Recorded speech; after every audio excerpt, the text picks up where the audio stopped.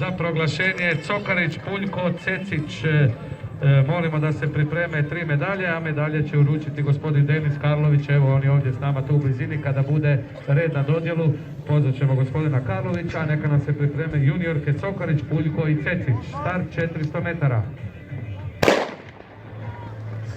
Evo nam uspješnog starta. Jako Manuel, mora brže, brže! Za proglašenje Petru Cokarić, Karlo Puljko i Josipu Cecić, a mi čekamo da vidimo ko će biti pobjednik ove treće skupine prije one najjače juniorske.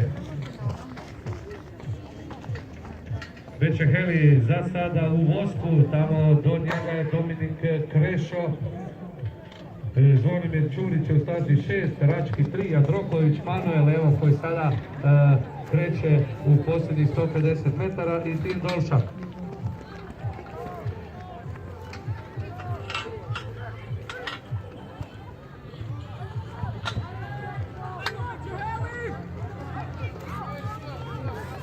Već je Heli će ovdje biti prvi Varaždinac Valentino 52-11. Evo novog rezultata, novog vodećeg rezultata, brži od Leona Lanze, sada Bečeheli u vodstvu.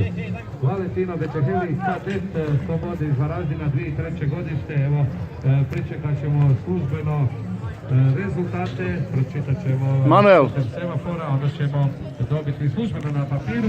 I još jedno pozdravno 3 juniorke, Petru